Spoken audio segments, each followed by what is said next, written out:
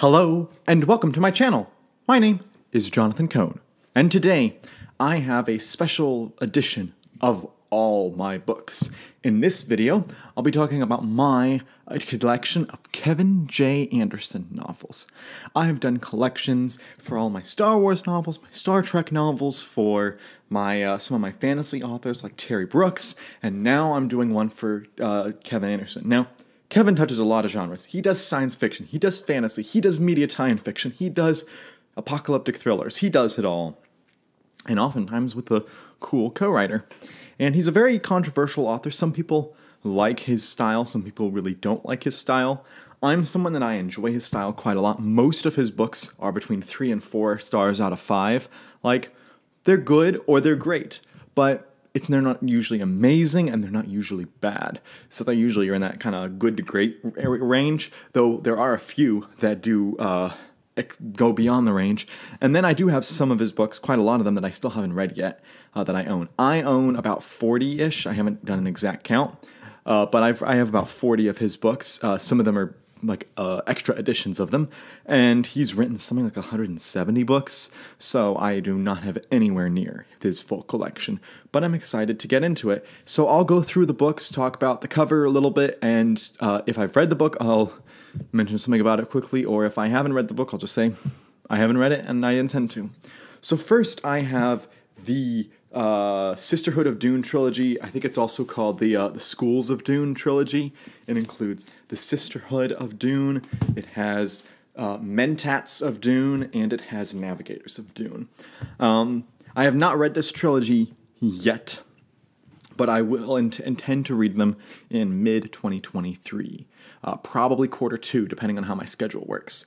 I loved the new Dune movie. It's one of my favorite movies ever, and I like Kevin Anderson's writing style, and I wasn't happy with some of the Frank Herbert Dune novels, so I thought maybe the Kevin novels might be more suited to my taste, which I know is kind of blasphemous to the Dune purists who believe that only Frank Herbert's novels should be considered in the canon, but I love Kevin Anderson, and I love the Dune universe, and I love media tie-in fiction where authors get to write another author's universes and get to contribute to the greater fabric of the story, so I really like that. So the first book, Sisterhood of Dune, is being adapted right now as a season of television, and I assume if it goes well, they'll probably also adapt Mentats and Navigators. So these two books I got for my birthday recently, which was really nice from my parents, and this one, when I bought all of his Saga of the Seven Sons books, this was thrown in.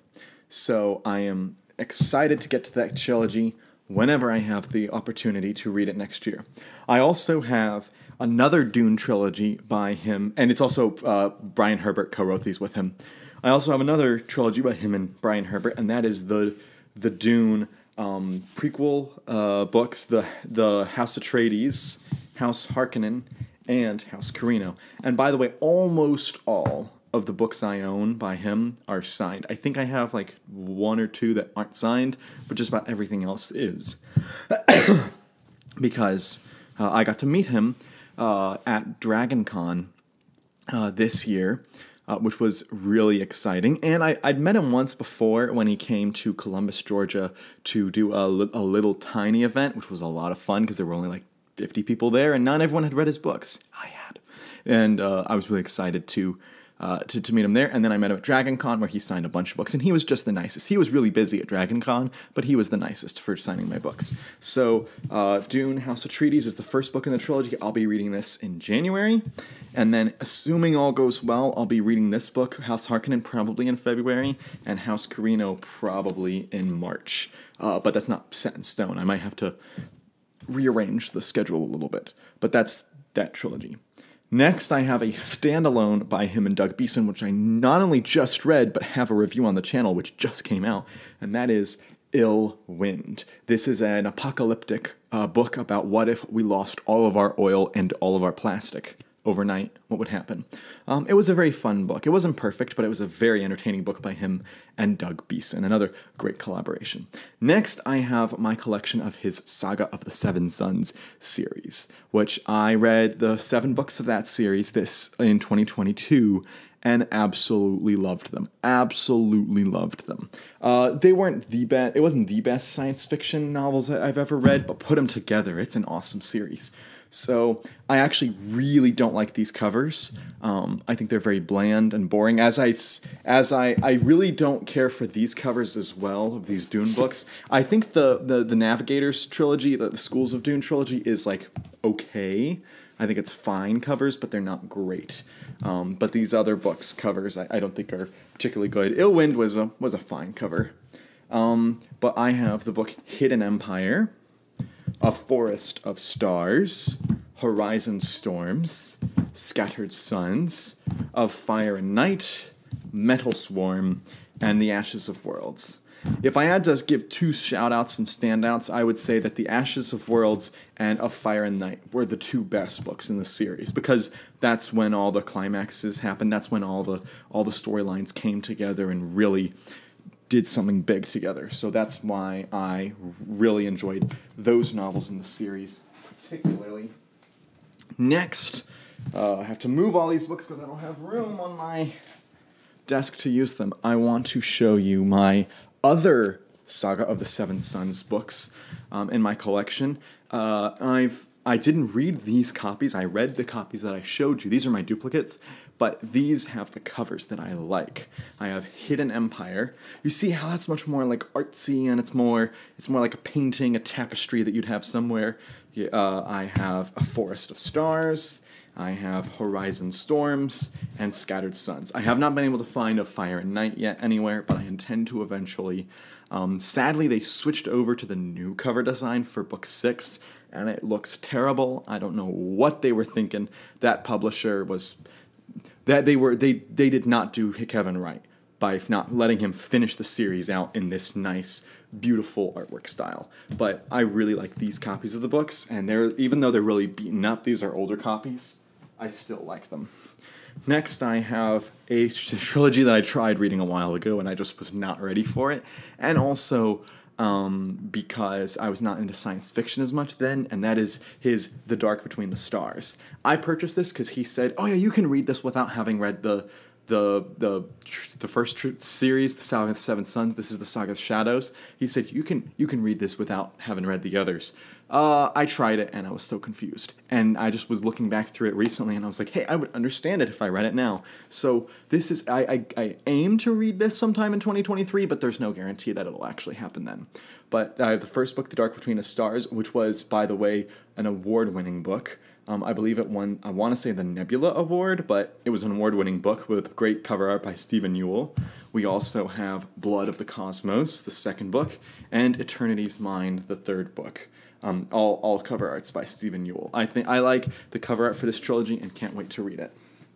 Next, I have my Star Wars collection of books from him. Woo boy, that's a tall collection. I'm very excited to get into that. I have Jedi Search, which I love that cover, and was actually a very fun book. Very, very well done. Very well done Star Wars book. There's a reason people think these are classics. Now, when you compare this to, say, like Timothy Zahn, you can't possibly think this is better. But, well, maybe you could, but I don't. But when you just think about it as fun novels, oh man, are these well done. And Kevin Anderson knew where he was going. He sets things up really well and pays them off. So that's the first book. Second book, Dark Apprentice, really well done. And then the third book, Champions of the Force.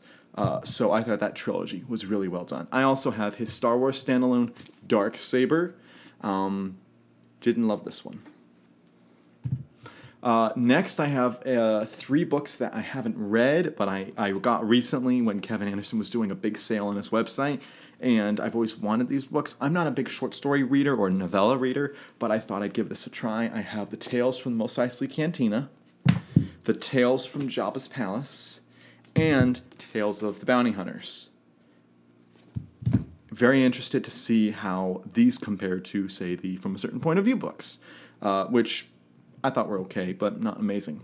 Next, I have his Young Jedi Knights collection. I have all 14. I was looking through a bookstore, and I was just walking through, and I saw they had all 14 books. And this was actually some of the first Star Wars book I read outside of the Episode 1 source book. The first Star Wars novel I read was was Cloak of Deception, which I loved and still love to this day. But The Young Jedi Knights was the first like series of Star Wars books I got into, and boy, was it a ride. So I read Heirs of the Force, which I thought was, well, it was okay. I didn't love it. Then we have Shadow Academy. Oh, this was a pretty good book. Then I have The Lost Ones, highly underrated book, possibly one of my favorites in the series. Really well done. Then we have Lightsabers. This is the one that everyone talks about as like the Young Jedi Knights novel when they think about it, and I understand why. It's a good book. And even when I went to Kevin, I was gearing up to talk about The Lost Ones and how much I loved it, and he thought I was going to talk about Lightsabers because of how many people love this one, but this is probably my favorite in the series. I also have Darkest Night, which I thought was pretty good, Jedi Under Siege, which I thought was pretty good, Shards of Alderaan, which was forgettable, Diversity Alliance, which I haven't actually read. I missed this one when I read it, but I am going to read it next month. Jedi Bounty, which I don't remember much from. Delusions of Grandeur, which I remember the process of reading it, don't remember much from. The Emperor's Plague, which I thought was a lot of fun. Return to Ord Mantell, which I didn't read yet being the operative word, because I will read all of his books eventually. Trouble on Cloud City, which I did read and had a lot of fun with. And then Crisis at Crystal Reef, which I have not read, but I intend to. And just look at the cover design on all. For one, I like the consistency of the spines, but just the way these look so artsy and well done paintings. This is how you do good books. And the fact that these earlier ones, they have like all four of the children on them so that you can remember, oh yeah, these are kids' books. I thought that this whole series was just designed really, really well. And I have a lot of fond memories. A lot of people have fond memories of the Jude Watson books, which I did read and enjoy, but these are the books that are like, these are the kids' books that I latch onto. And boy, would I would love to go out and get all the Jude Watson books so that I could go back and read them, because I've only read like a handful of them and I enjoyed them. But this is a series that I have all of them and really enjoyed. Woo! I'm running out of space down here. Next, we have some of my hardcovers that I'm excited to talk about. I have Enemies and Allies, which is a Batman v Superman story. This is the Batman v Superman story that should have been the movie. This story is so much better than the movie. But what makes this kind of funny is he decided to set it in the 1950s, and so there's all the things about Sputnik happening, and you also have all of the whole Cold War backdrop, and I'm like, man, this is pretty good. They should have done more. And Kevin had ideas for more. The publisher didn't want to do them, which is a shame because this is a great, great read. Next, I have a book that this is one of the books I've had the longest, but just haven't had the excitement to read it, and that's The Last Days of Krypton, which with a very interesting cover. It's not a favorite cover of mine, but I love the uniqueness of the cover. Last Days of Krypton, this is like his superhero novel that everyone talks about, that, you know, it combines all the Superman origin story stuff and combines them all into one. And I'd be interested in reading it one day, but this is just, for some reason, I just can't get excited about it. It's partially because I'm just not a huge DC person, but I think it's also just because it's not a part of even Krypton. It's like, I'm not a big DC person, but then if I have to read a DC story, I don't care about Krypton, so that's a problem. If this had Supergirl in it, maybe, because I really do enjoy the character of Supergirl. Next, I have two books that I bought just about a month and a half ago, but I am really excited to get into them whenever I have the opportunity, and that's Hellhole and Hellhole Awakening that he did with Brian Herbert. There's a third book, which I don't own, but I'm looking for in hardcover. I prefer this size. I do not like it when publishers do this size. Why? What are you thinking? This makes no sense. I do love the covers, really well done, and I do really think that this will be a fun sci-fi series. When I was looking at the reviews of it, a lot of people said it was like written similarly to the Saga of the Seven Sons, and I'm like, hey, I'll take it. I love that series. And another one said, you like Star Wars novels or Honor Arrington novels, you'll like it. And I'm like, I like that too. So you're just hitting all my buttons. So I can't wait to read this book and this book. Finally, the last Kevin Anderson books are my favorite Kevin Anderson books, and they're the ones that I think about the most and love the most, and that is the Wake of the Dragon series. I have Spine of the Dragon, the second book, Vengewar, or Vengewar, I don't know how to pronounce it, but Vengewar, and Gods and Dragons. A fantastic trilogy. This is like Game of Thrones light, but also has elements from other fantasy series. Basically, if you wonder what it would be like to get a complete beginning, middle, and end to Game of Thrones, that's what this series is. This has a big epic fantasy series. The first book sets everything up, begins the war, sets all the political dialogue and all of the characters. The second book starts the war, and it really just brings everything to a head and tells a really big climactic moment.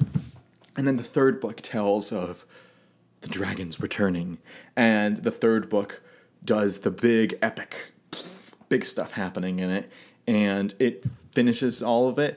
And I listened to this with John Powell's How to Train Your Dragon music going on in my head, even though these are bad dragons and those are good dragons, and it was a lot of fun. And this trilogy, it just delivered what I wanted it to deliver. This was Kevin Anderson doing what he promised he would do, and it tells a good beginning, middle, and end. The characters all get satisfying conclusions.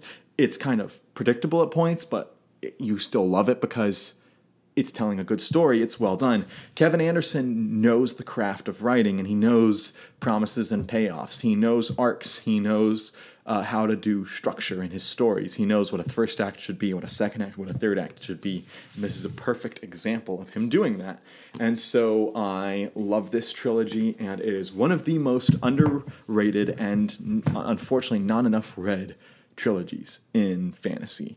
And so I hope more people read it. But that's my collection of Kevin J. Anderson books. A lot of books by him, but I love him as an author. So if you've read Kevin Anderson books, if you've read any of the ones that I talked about, which ones were your favorites, which ones were your least favorites, if you've read other Kevin Anderson books that you think I should, let me know down in the comments section. And until next time, I'm Jonathan, and thank you for watching.